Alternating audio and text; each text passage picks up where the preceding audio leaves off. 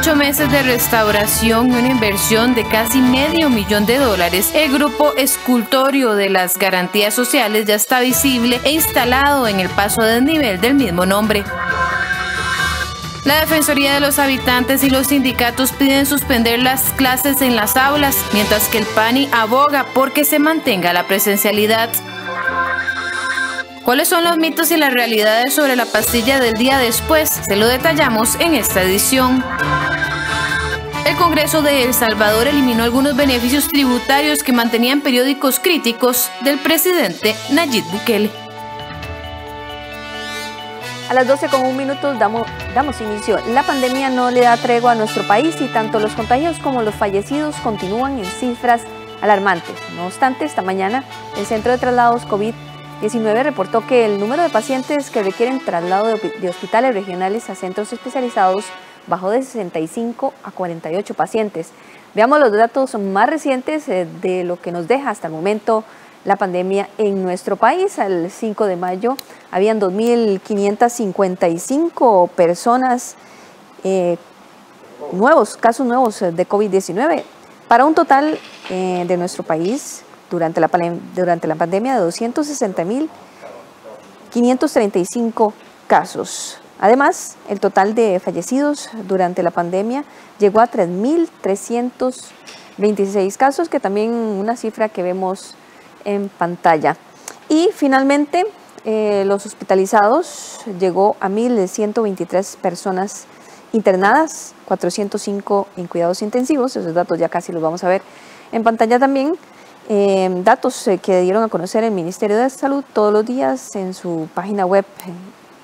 Como repetimos, entonces las personas internadas llegó a 1.123 y 405 de estos están en una unidad de cuidados intensivos. Médicos, oncólogos y fundaciones piden a la Caja Costarricense de Seguro Social priorizar dentro del tercer grupo de vacunación contra la COVID-19 a los pacientes con cáncer. Los pacientes con cáncer que estén en tratamiento o que apenas inicien un proceso, así como los que ya enfrenten la enfermedad, deben vacunarse contra la COVID-19 una vez que las dosis estén disponibles. Así lo solicitan médicos especialistas de cara al avance en el grupo 3 de vacunación contra el SARS-CoV-2. La vacuna es importante para toda la población en general porque aumenta los niveles de anticuerpos y disminuye la posibilidad de complicaciones severas en caso de contraer la infección.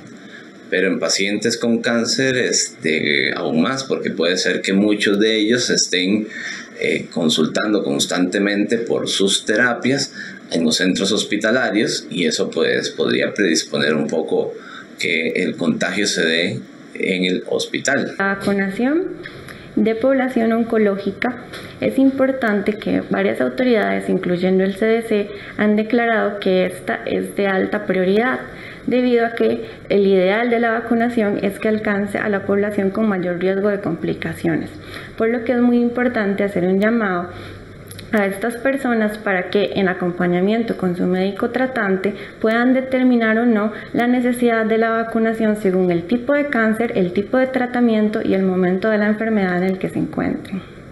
A este llamado también se unen fundaciones como el Proyecto Daniel, que ayuda a jóvenes y adultos jóvenes con cáncer. Proyecto Daniel se une a la iniciativa de que los pacientes con cáncer y sobre todo el grupo de jóvenes con cáncer de Proyecto Daniel de 16 años para adelante se puedan poner la vacuna contra el COVID. Para nosotros es muy importante que ellos estén protegidos, que esta vacuna no los llegue a tener en una UCI y que ellos puedan salir adelante con sus tratamientos. Instamos a todos esos pacientes de Proyecto Daniel a ponerse la vacuna a menos que tengan una contradicción médica.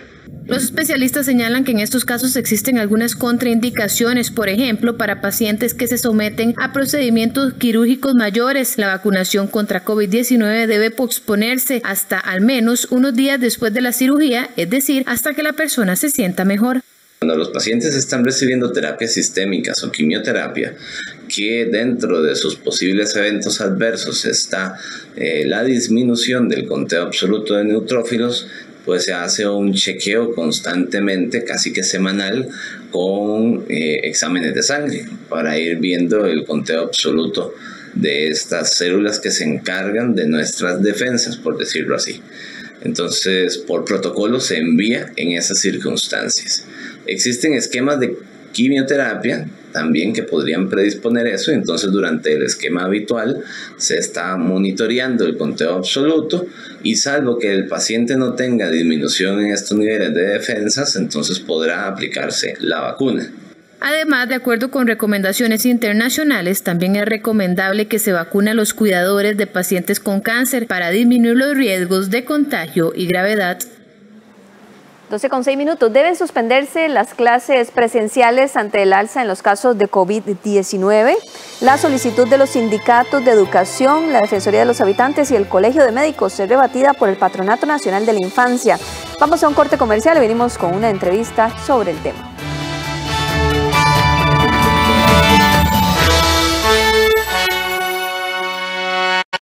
Yo apoyo a mi nieto Felipe cuando hace tareas de la escuela. Juntos hacemos un horario antes e incluimos tiempo para descansar y jugar. Nos gusta conversar y llegar a acuerdos. Eduquemos sin castigo físico ni trato humillante. Formemos con amor y respeto. PANI y Gobierno de la República. Celebramos el Mes PYME con condiciones especiales para reactivar tu empresa. Aprovechalas por tiempo limitado al solicitar tu crédito. 101.5 Costa Rica Radio presenta la primera revista informativa hecha en Costa Rica sobre el acontecer internacional. ¿Qué ocurrió durante la semana en el mundo y cómo nos afecta? Descúbralo en Conexión Mundial, todos los viernes a partir de mayo por 101.5 Costa Rica Radio y costarricamedios.cr.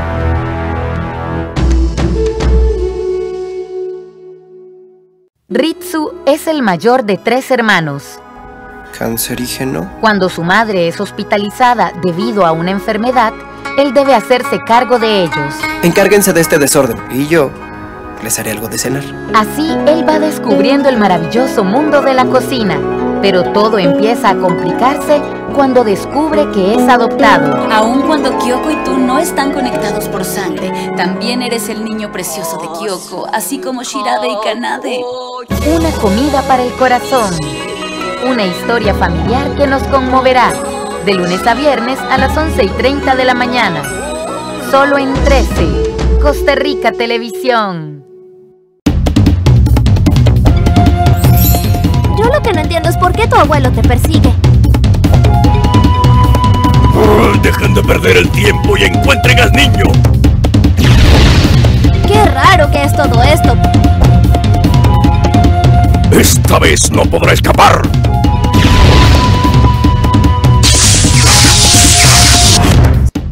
Cibú y el zorro plateado. Todos los sábados a las 10:55 de la mañana. En 13. Costa Rica Televisión. Banco Popular presenta El Tipo de Cambio. 12:09. Lo presentamos en pantalla el tipo de cambio del dólar para este jueves 6 de mayo. La compra se encuentra en 609 colones con 30 céntimos y la venta en 618 colones con 26 céntimos. Banco Popular presentó El Tipo de Cambio. La defensora de los habitantes, Catalina Crespo, solicitó al presidente de la República, al ministro de Salud y a la ministra de Educación suspender de forma inmediata las clases presenciales. Al llamado se sumó la Asociación de Profesores de Segunda Enseñanza, APSE, quienes afirman que se expone a un alto riesgo de contagio de COVID-19. La Defensoría de los Habitantes solicitó este miércoles al presidente de la República, al ministro de Salud y a la ministra de Educación decretar una suspensión inmediata del curso lectivo. La defensora respalda su solicitud en aras de garantizar el derecho a la salud de los estudiantes, al personal docente y administrativo. Sustenta su petición en la saturación de unidades de emergencia en diferentes hospitales, así como las unidades de cuidados intensivos. Como educadora reconozco la importancia de la educación para el desarrollo del país, pero también en este momento una educación virtual puede salvaguardar la salud de los niños, niñas y adolescentes que acuden a las aulas, así como del personal docente y administrativo. Es por ello que solicito al presidente de la República, al ministro de Salud y a la ministra de Educación decretar una suspensión temporal inmediata de las clases presenciales. La defensora calificó la solicitud de pasar a un curso 100% virtual o a una distancia como urgente y solicitó la suspensión del curso lectivo de forma inmediata, al tiempo que recordó la necesidad de aumentar el acceso a Internet y recursos tecnológicos en el entorno educativo. A la solicitud se le sumaron las voces de la Asociación de Profesores de Segunda Enseñanza APSE, quienes apoyaron la petición e insisten en la vacunación o la educación a distancia. Hasta el momento el Ministerio de Educación mantiene el curso lectivo en pie y afirman los centros educativos siguen siendo seguros para los menores. En la generación de disposiciones y orientaciones en el marco de los planes de gestión del riesgo de los centros educativos para tomar las decisiones que ayuden a mitigar los riesgos de contagio en diferentes regiones del país, todo esto en coordinación con el Ministerio de Salud. Adicionalmente, complementar todas y cada una de las orientaciones pedagógicas de retención de permanencia evaluativas en el marco de la gestión de la educación combinada que también se está implementando como parte de la estrategia Regresar.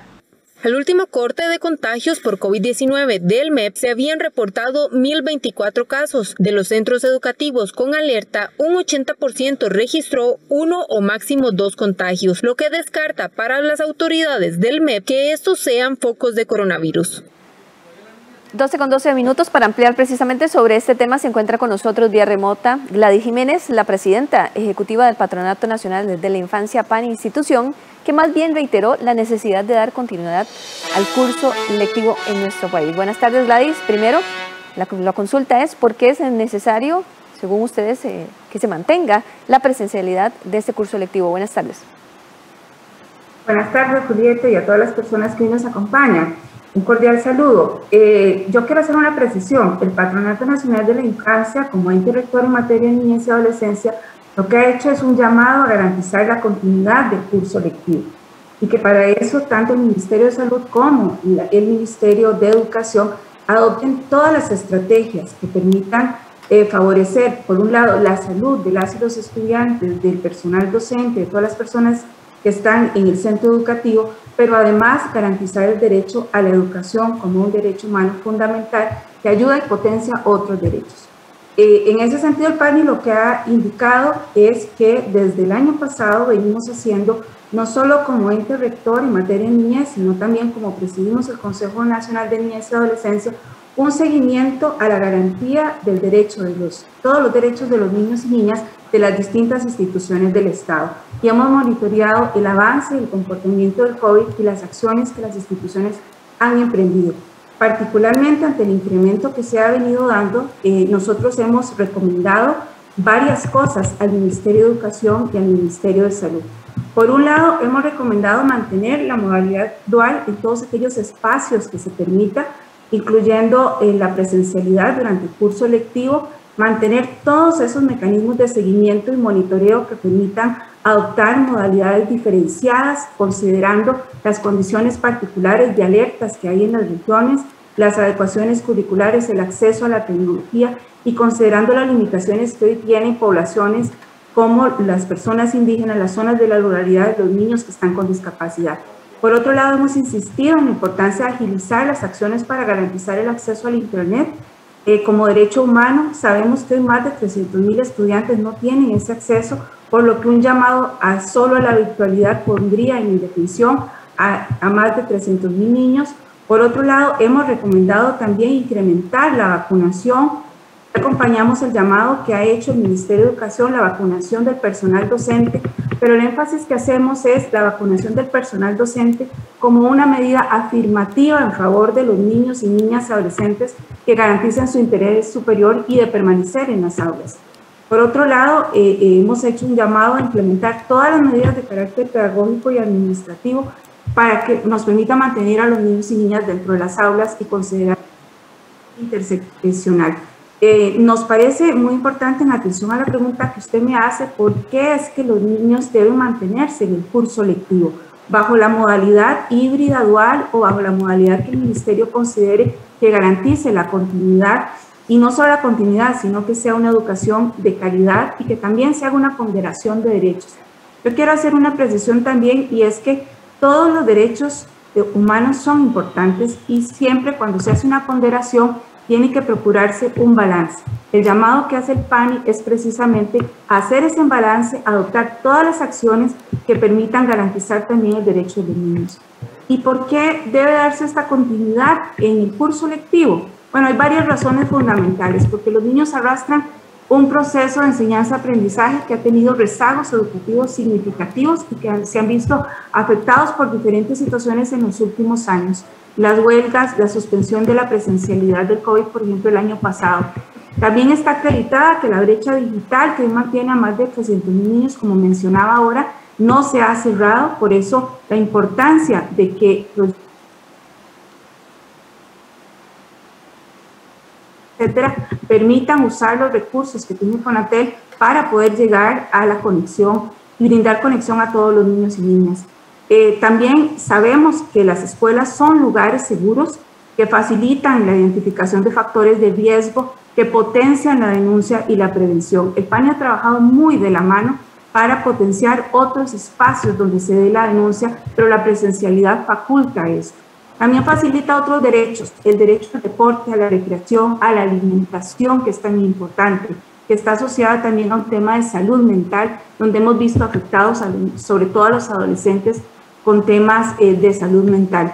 Y por otro lado, y no menos importante, que nos parece importante que hay que desarrollar, es que el PANI ha insistido en que los centros educativos son espacios seguros, están controlados. Y si vemos los datos de contagio que está dando el Ministerio de Educación, cuando se han dado contagios en los centros educativos se reporta más del 60% un solo contagio, lo que implica que las medidas que se han venido adoptando son medidas adecuadas. Y por otro lado, el PANI desde el año pasado ha venido dando un seguimiento a los casos de contagio en relación con el porcentaje a nivel nacional y se ha mantenido establemente.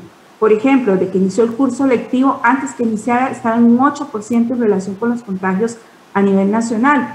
Y podemos decir que el comportamiento se mantuvo en febrero, marzo, abril, mayo y se sigue manteniendo.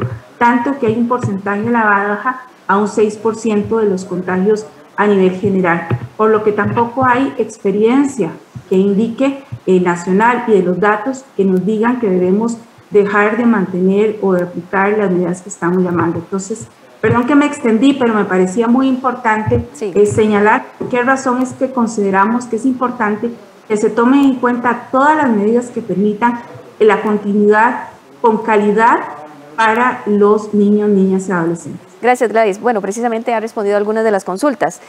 Tengo otra. ¿Qué consecuencias genera el que solo exista la modalidad virtual? La desigualdad en el acceso a Internet, por ejemplo, ¿es una de esas consecuencias? Sí. Le puedo mencionar, son varias afectaciones que venimos viendo desde el año pasado. Recuerde usted que tuvimos ya una experiencia de un año, ¿verdad? Con suspensión prácticamente de la presencialidad. Hasta este año se implementa, pero ya tuvimos una experiencia que nos habla de que se da un incremento en la brecha educativa porque no hay posibilidad de dar virtualidad a todos los niños y niñas. La modalidad que se han venido aplicando o que se aplicó el año pasado tiene grandes sesgos con algunas poblaciones. Hay lugares donde efectivamente ni las guías estaban siendo efectivas para mantener. Hay grados, por ejemplo, primer grado donde aprenden a leer y escribir, sexto grado cuando pasan a séptimo. Hay grados que son sumamente importantes que el tema de la virtualidad no resuelve el proceso de enseñanza-aprendizaje. Hay una mayor propensión a la deserción escolar y al trabajo infantil. Los datos que tenemos del Patronato Nacional de la Infancia, de más de 87.000 denuncias del año pasado, da cuenta del incremento en asuntos de negligencia, de maltrato, de abuso y sobre todo aumento en el trabajo infantil. Se incrementa también la brecha, porque como usted bien lo dijo al inicio, tenemos una brecha digital que no está saldada, que se han hecho esfuerzos, pero todavía esta brecha digital hace que muchos miles de niños no tengan la posibilidad, esto implicaría un corte y una discriminación en la forma de acceso a la educación. Por otro lado, le decía que potencia otros derechos, el derecho a la alimentación y a la sana nutrición. Muchos de nuestros niños, la comida que realizan es la que reciben en los comedores escolares. Si bien la medida que el MEP implementó de diarios o de asistencia a través de diarios escolares fue muy efectiva, lo cierto es que ahí come mucha de la familia que estaba hasta desempleada, mientras que la comida que reciben en los comedores escolares es fundamental. Nos permite dar un seguimiento a situaciones de riesgo de maltrato de abuso y que puedan coordinar con el PANI. El año pasado implementamos varias acciones desde el PANI, la línea WhatsApp de consulta y ayuda, el enviar junto con el Ministerio de Educación crayolas con mensajes para que los niños que estaban en la casa pudieran presentar consultas o denuncias. Hay un riesgo importante en la detección o situaciones de riesgo de maltrato o abuso. Hay incremento en las situaciones de negligencia asociados sobre todo a accidentes que se dan en el hogar. Ya el Hospital de Niños ha reportado casos o incrementos en asuntos de intoxicaciones, fracturas, abuso sexual que son asociadas a que los niños estando en el hogar quedan a veces en manos de que no necesariamente de papá y mamá y se incrementan esas situaciones. Entonces hay muchas razones para considerar la importancia de que el MEP y el Ministerio de Salud considere y haga una ponderación de derechos y pueda implementar todas las acciones que permitan que los niños y niñas permanezcan en el sistema educativo bajo la modalidad que se considere más oportuna dependiendo de las situaciones de riesgo. Y por otro lado, insisto, las 5 o 6 recomendaciones que ha hecho el PANI son diversas y va desde incrementar la vacunación o ampliar el proceso de vacunación al personal docente como una medida afirmativa en favor de los derechos de los niños, niñas y adolescentes. Gladys, usted mencionaba que ha habido un aumento de las denuncias violatorias a los derechos de los menores de edad y entre esas negligencia, por ejemplo. Ante eso, podemos reiterar los mecanismos para que se pueda acudir al Patronato Nacional de la Infancia, a los servicios del Patronato Nacional de la Infancia. Se habilitó un WhatsApp, se trabaja 24/7. Reiteremos esos mecanismos porque, bueno, las cifras y lo que usted manifiesta señala o se da a interpretar que los hogares en esta pandemia son inseguros, o bastantes hogares son inseguros para los menores de edad. Así es, le mencionaba que el año pasado el Patronato Nacional de la Infancia atendió 87.000 denuncias, un número que se incrementó en relación con el 2019. La mayor cantidad de esas denuncias asociadas a situaciones de negligencia. Solo en la negligencia pasamos de 16.000 casos del 2019 a casi 20.000 casos del 2020.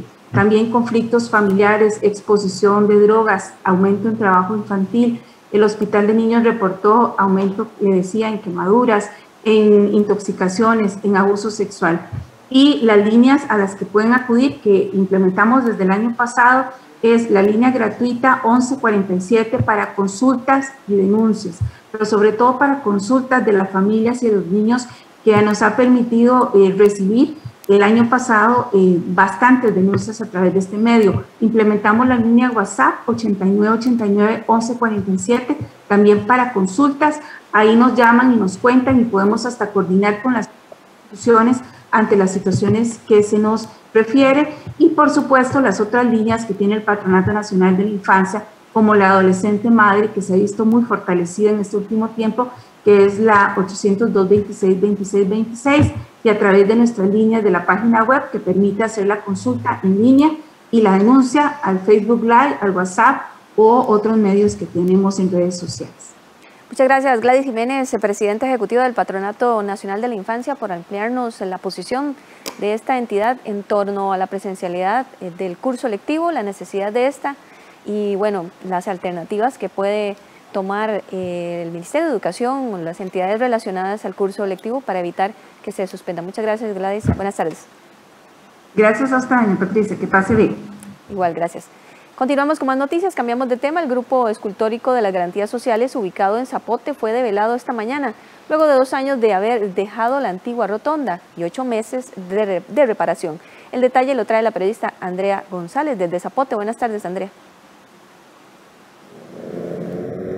Buenas tardes, Julieta y amigos televidentes. Esta mañana nos vinimos a la rotonda de Zapote, donde las autoridades develaron finalmente las esculturas que hacen homenaje a las garantías sociales en Costa Rica. Estas obras fueron restauradas durante 8 meses y, bueno, fueron removidas de este sitio desde hace 2 años. Acá a la actividad se hizo presente el ministro de Transportes, quien, bueno, fue parte de los elementos esenciales en el Ministerio de Transportes para esta restauración, porque de ahí, del financiamiento de las 3 rotondas que contempla circunvalación, fue que se sacaron los fondos para poder darle reparación a estas obras. 480 millones de dólares fue lo que costó la restauración. Acá la actividad también se hizo presente el escultor Olger Villegas. Él fue quien las diseñó y este fue su gran monumento, y realmente se vio bastante emotivo su presencia acá y complacido con la idea de que estas esculturas estén de nuevo en pie. Veamos lo que ellos dijeron. Este conjunto escultórico recuerda la obra social en materia de educación, salud, derechos laborales, vivienda, que aún al día de hoy son fuente de bienestar de niños y jóvenes, de mujeres y hombres, de obreros y jornaleros, de todas y todos. Por esas razones, basadas en lo profundo de nuestra historia, el Gobierno de la República asumió con el mayor compromiso la restauración, no solo de un recordatorio de esta obra social, sino de uno de los complejos escultóricos más bellos y representativos de Costa Rica. La obra de Olger Villegas, plasmada en este conjunto. Señoras y señores, mi tristeza, amargura y frustración desaparecieron. La luz, la verdad y la razón llegaron para confirmar que mi sueño de festejar la ley de las garantías sociales seguirá vigente. Un homenaje a un hecho histórico trascendental creado por un grupo de insignes compatriotas y para el bienestar de nuestro pueblo, volverá a lucirse públicamente gracias a la colaboración de distinguidos funcionarios y funcionarias de importantes instituciones nacionales e internacionales, y a las ágiles y amorosas manos de muy competentes obreros costarricenses. Logramos hablar también con 2 de los restauradores que fueron quienes hicieron el trabajo en estos 8 meses en el proceso de restauración de estas obras, y calificaron a las obras como cancerígenas, o sea, estaban enfermas, tuvieron que hacer incluso, ellos le llamaron como trasplantes e injertos en las esculturas para poder lograr que se vean tal cual se ven hoy. Veamos lo que nos dijeron. Precisamente nosotros recibimos un monumento tremendamente deteriorado. Si bien, por ejemplo, el país, se dio cuenta del deterioro que causó el accidente, no vieron mucho, porque en el momento que se desmonta la obra nos damos cuenta que todas las estructuras de base están totalmente corroídas y casi que sin función.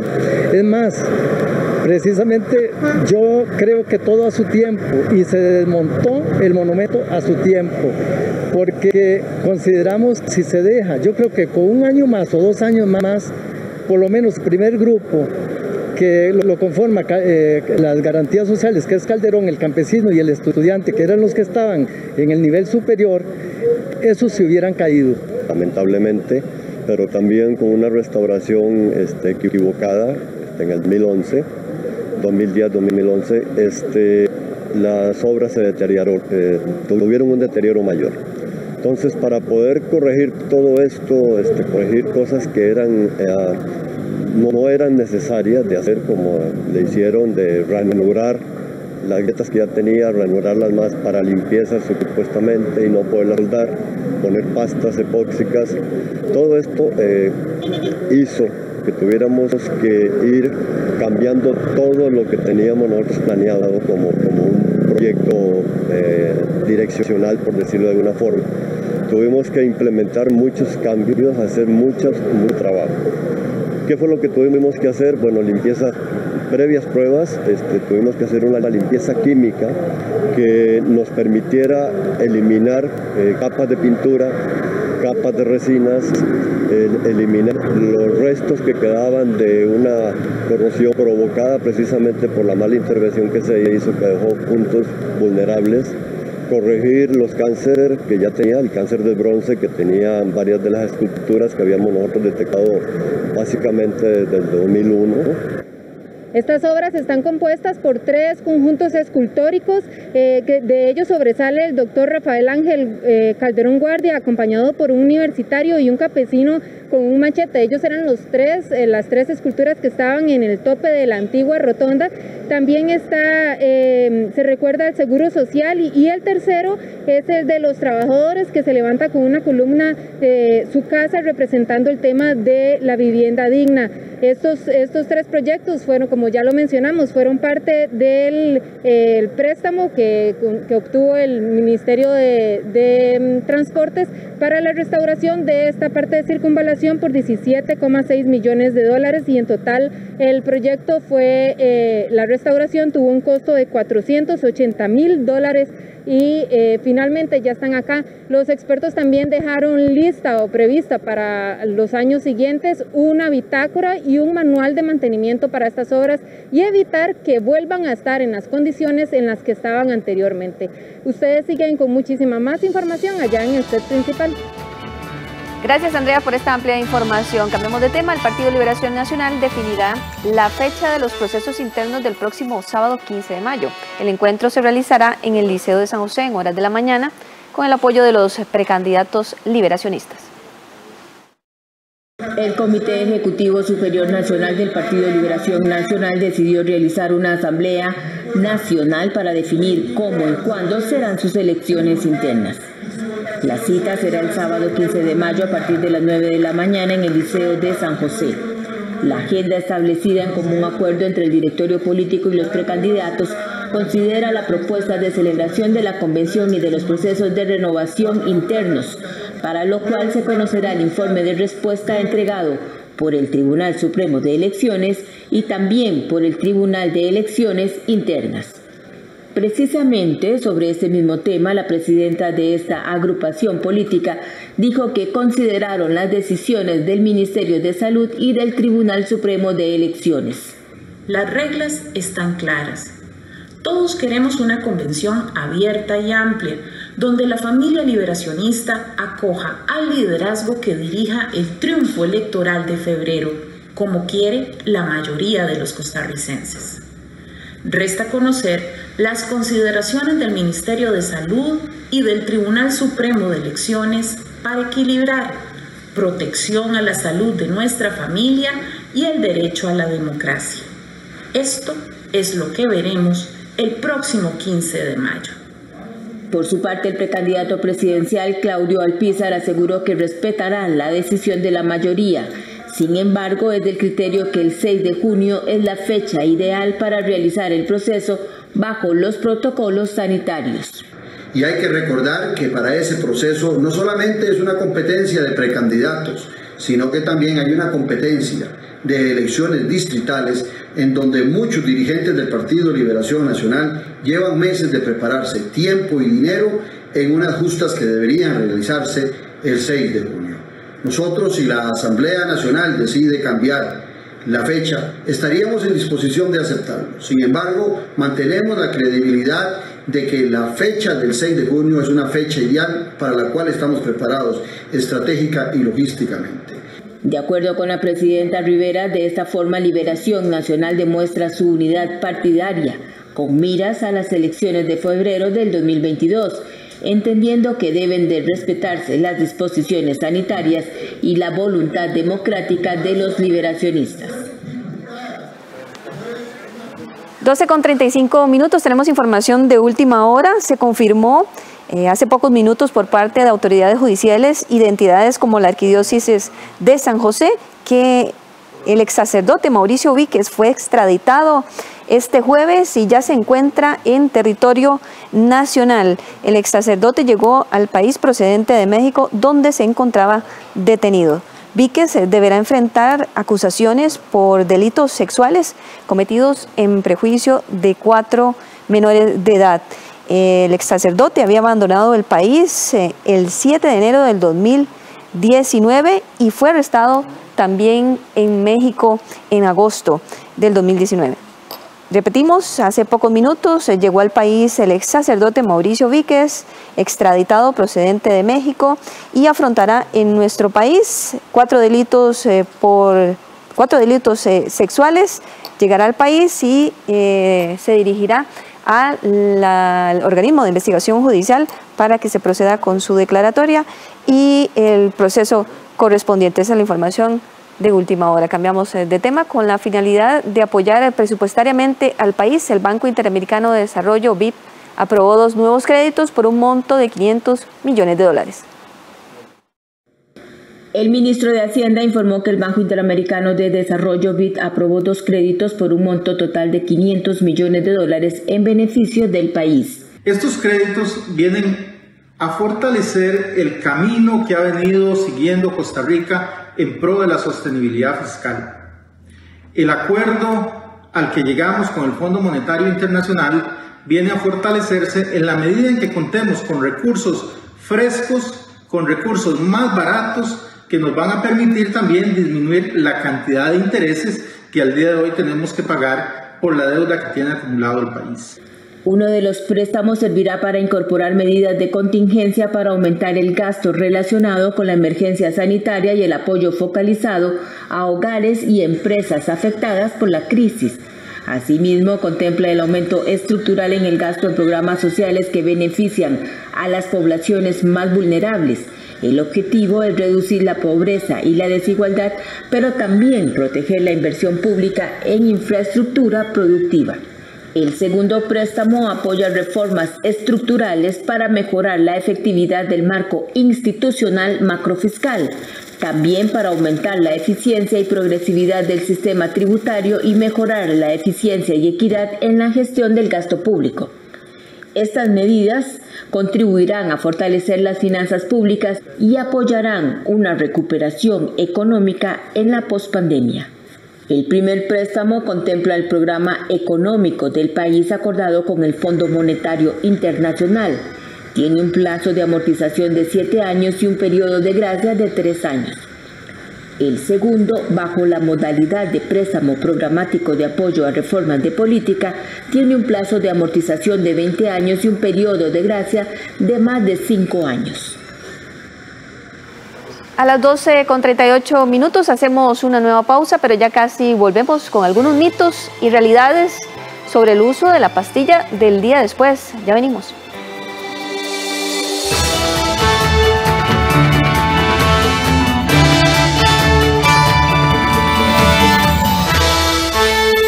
Hijo Sebastián pasa mucho tiempo con su celular y su computadora. Por eso analizamos los beneficios y riesgos del Internet, sus gustos propios y cómo distribuir bien el tiempo. Eduquemos sin castigo físico ni trato humillante. Formemos con amor y respeto. PANI y Gobierno de la República. En Cine en Cortos, este domingo 9 de mayo a las 11:30 de la mañana, nuestros directores nos transmitirán las diferentes formas de superar la muerte de seres queridos. Aquí en 13, Costa Rica Televisión. AGECO tiene una buena noticia para todas las personas mayores y sus familiares. Gracias a la televisión, ahora podemos seguir estando cerca a pesar de la distancia, disfrutando de Buena Vida. El nuevo programa de AGECO y 13, Costa Rica Televisión. Buena Vida, de lunes a viernes a las 2:30 de la tarde, por 13, Costa Rica Televisión. ¿De dónde proviene el chocolate? ¿Cuáles son los procesos a través de los cuales llega hasta nuestras casas a diario? Viajemos pues al origen y a la evolución del cacao y dejemos que nuestro paladar deguste las virtudes que hay en él. Con olor a región. Los domingos a las 12 de la tarde, con repetición los lunes a las 10:30 de la noche. en 13, Costa Rica Televisión.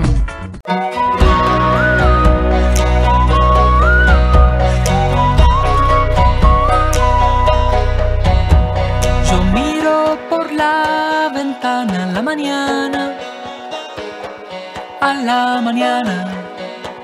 Yo miro por la ventana en la mañana, a la mañana.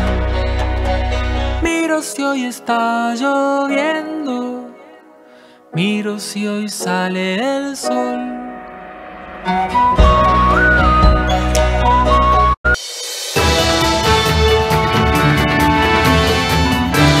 Con 41 minutos, el acceso de la anticoncepción de emergencia para cualquier mujer por parte de la Caja de Seguro Social ha causado muchas reacciones, tanto positivas como negativas, en la población.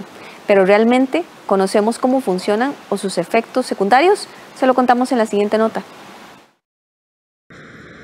La Caja Costarricense del Seguro Social introdujo la anticoncepción de emergencia para cualquier mujer que haya tenido una relación sexual con posibilidad de embarazo a partir de una publicación de lineamientos el pasado 16 de abril. Hasta ahora, este tipo de anticoncepción estaba disponible en los servicios de salud solamente para las mujeres víctimas de agresión sexual. El anticonceptivo de emergencia previene el embarazo de la misma manera como lo hacen las pastillas anticonceptivas regulares, ya que impide o demora la liberación de un óvulo de los ovarios de la mujer o impide que el espermatozoide fertilice el óvulo.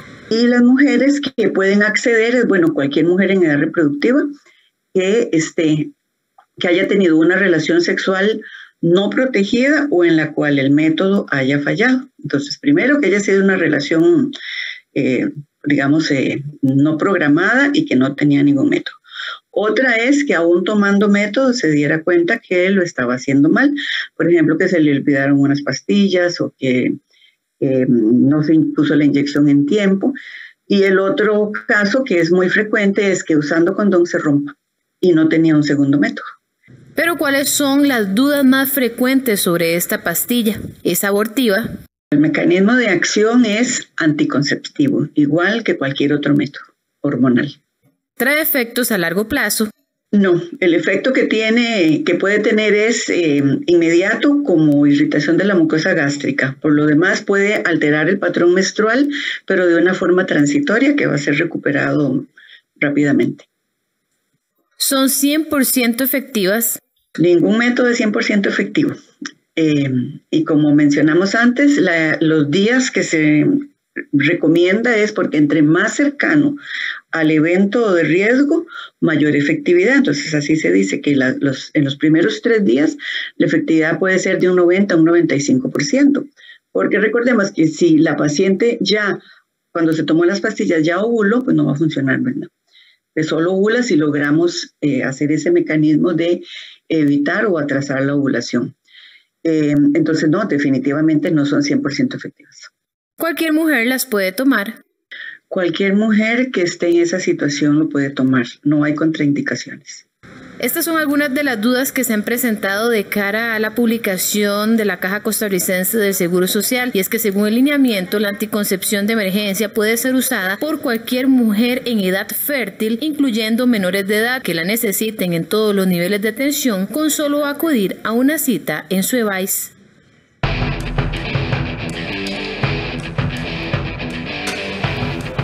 Con 44 minutos, el momento de los deportes en la edición del mediodía de Costa Rica Noticias. ¿Cómo estás, Gerardo? ¿Qué tal, Julieta? ¿Ves lo que hablábamos ayer con la final de Champions, verdad? Sí, será un equipo inglés el próximo campeón de la Champions League. Sí, has nominado los últimos años, por algo es, ¿verdad?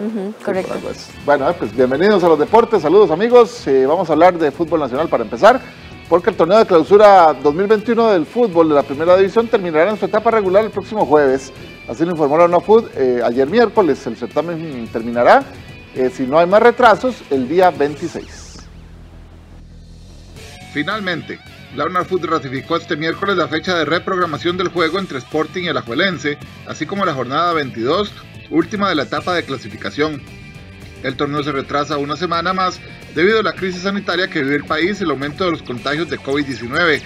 Aunque la UNAFUT informó no haber tenido información oficial del Ministerio del Deporte o de Salud, optó por suspender la fecha anterior, dando soporte a las medidas del gobierno para que nada fuera de los servicios de primer orden funcionaran durante esta semana. Así las cosas, el nuevo calendario quedó de la siguiente manera. El lunes 10 de mayo se jugará el partido de reprogramación de la jornada 21 entre Sporting y Alajuelense a las 3 de la tarde. La jornada 22 en pleno se jugará el jueves 13 con todos los partidos a las 3, empezando por Pérez Celedón ante Sporting, Jicaral ante Cartaginés, San Carlos contra Saprissa, Santos será anfitrión ante Grecia, Herediano recibirá a Limón y Alajuelense al equipo de Guadalupe. La semifinal, tanto en su partido de ida como la liguilla por el no descenso también en su juego de ida, se jugará el domingo 16, mientras que la vuelta para semifinal y liguilla se jugará el miércoles 19. El partido de la gran final en su etapa de ida será el domingo 23 y en su juego de vuelta será el miércoles 26 de mayo. Alajuelense y Santos ya están clasificados a semifinales y Sporting deberá jugar la liguilla del no descenso. El tercer y cuarto lugar para las semifinales aún no se decide, ni el último lugar de este campeonato que deberá actuar ante los capitalinos. Cuando acabe la fecha 22 del clausura 2021 de la primera división, podría darse que el cuarto lugar se clasifique con apenas 27 puntos y un 41% de rendimiento. Este sería el desempeño más pobre en la historia desde que los torneos meten a 4 equipos a instancias finales. Dependiendo de los resultados que se presenten el próximo jueves en el cierre de la fase regular, hay opciones de que Herediano, Cartaginés o San Carlos puedan avanzar a semifinales con apenas 27 puntos. Eso quiere decir que con un escaso 41% de rendimiento, alguno de estos 3 equipos pelearía por el título.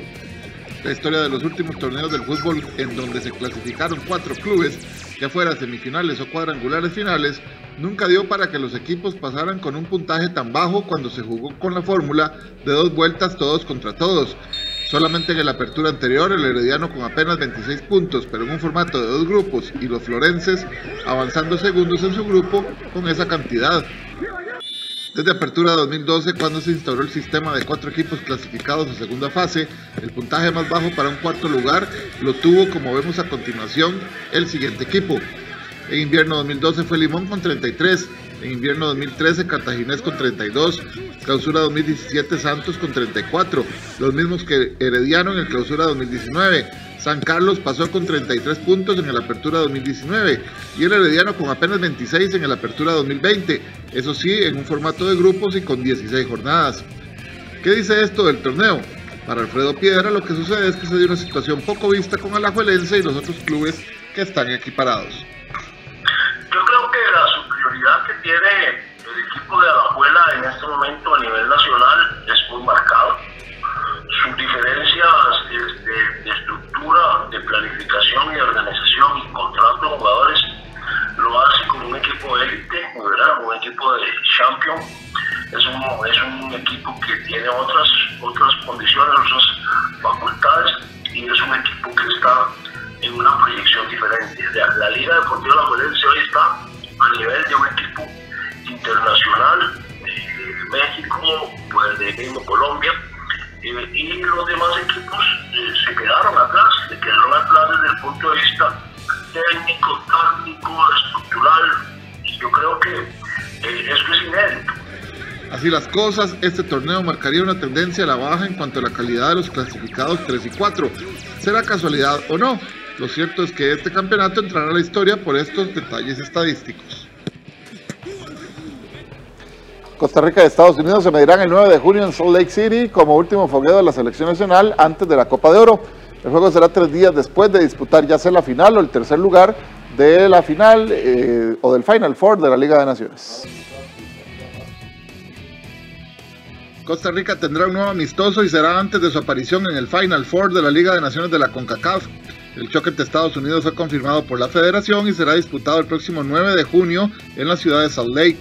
Así las cosas, el duelo servirá de preámbulo para la nacional que en primera instancia en el mini certamen tendrá que medirse a México y luego al vencedor o perdedor de la llave entre Estados Unidos y Honduras, ya fuera en la final o el duelo por el tercer lugar. Estados Unidos siempre va a ser un equipo que nos va a desafiar, es un equipo con muchos jugadores los cuales ellos pueden convocar. Tienen jugadores extranjeros que juegan en el extranjero importantes, así que para nosotros es un desafío, además de que algo importante que resaltar es que no hay rivales en este momento para poder jugar, debido a que todos los demás rivales del área están jugando participación para la eliminatoria. Dichosamente ya nosotros estamos clasificados, pero es que también los otros países juegan entre sí porque no hay muchas posibilidades de fogueo. Así que contra México, Estados Unidos, Honduras o otra vez contra Estados Unidos nos parece muy buena oportunidad, repito, para ver el nivel de nuestros jugadores y sacarles el máximo provecho. La Liga de Naciones será el primer momento formal del 2021 para la selección, que luego disputará la Copa de Oro y a partir de septiembre las eliminatorias rumbo al Mundial de Qatar 2022. Con esto cerramos, mi estimada Julieta. Gracias, Gerardo. ¿Quién se cuela en ese cuarto lugar de la clasificación del campeonato masculino? Yo creo que van a ser igual, Herediano y Saprissa. Lo que no tengo claro es tercero o cuarto, pero sí, creo que no los van a... Es que es muy difícil. Los demás que vienen atrás tienen el goleo de diferencia negativo. Hay que hacer un juego de números muy complejo. Entonces yo creo que van a ser Herediano y Saprissa. Bien, estaremos atentos. Gracias, Gerardo. Gracias, Julieta. Buenas tardes. Gracias. El Congreso de El Salvador, que sigue en la mira de la comunidad internacional, eliminó algunos beneficios fiscales de los que disfrutaban los periódicos. Los detalles al volver de la pausa.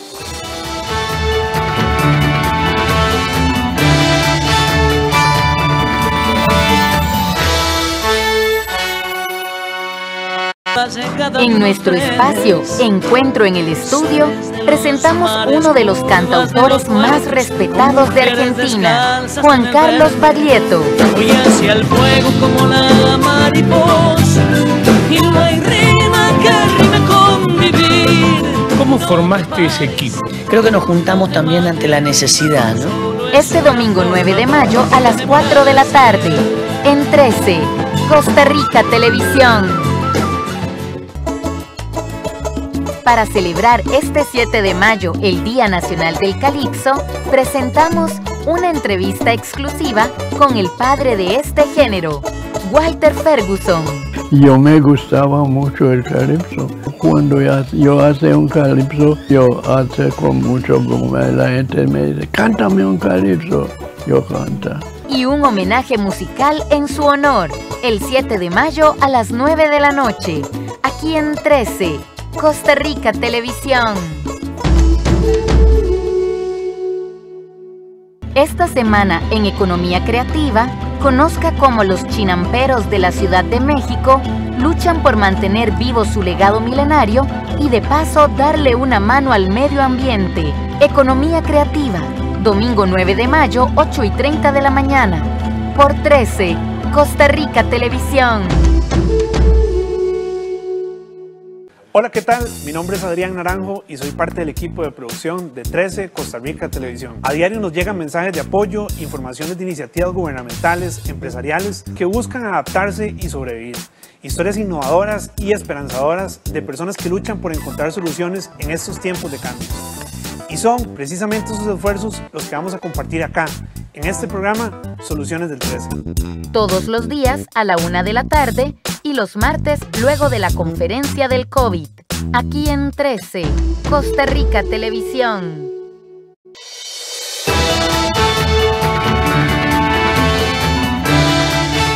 En el campo internacional, el Congreso de El Salvador está en la mira de la comunidad internacional por destituir de forma expresa magistrados. Ahora eliminó beneficios tributarios a los periódicos, la mayoría de ellos críticos del presidente Nayib Bukele. El Salvador modifica la ley que perdonaba algunos impuestos a los periódicos. La Asamblea Legislativa reformó el miércoles la ley de imprenta, que permitía importar sin impuestos el papel y la tinta. También estaba libre de tributos la venta de los diarios, la mayoría de ellos críticos del presidente Nayib Bukele. Los mismos de siempre, por 70 años, no pagando impuestos, pero se atrevían en algunas portadas a poner, hay escasez de medicina, ponían. Claro, porque no pagaban impuestos. Ahí está un dinero que necesitamos. La recién instalada Asamblea de mayoría oficialista se encuentra en la mira de la comunidad internacional por destituir de forma expresa al fiscal general Raúl Melara por sus vínculos con un partido de oposición. También fueron destituidos magistrados acusados de quitarle facultades a Bukele para manejar la pandemia, la mayoría sobre regímenes de excepción al considerar que vulneraban derechos fundamentales de la ciudadanía. Estos impuestos al final se trasladan a los ciudadanos y no a los periódicos. Pero a ustedes lo único que les interesa es el revanchismo y la persecución. La situación ha encendido las alarmas sobre intentos de concentración de poder por parte del Ejecutivo. El martes, el gobierno salvadoreño difundió la grabación de una reunión de Bukele con el cuerpo diplomático acreditado en El Salvador, donde el mandatario les reprochaba las condenas internacionales a su gobierno. En Colombia aumenta la presión contra el presidente Iván Duque. Miles de personas volvieron a las calles en unas protestas que ya dejan 24 muertos y cientos de heridos.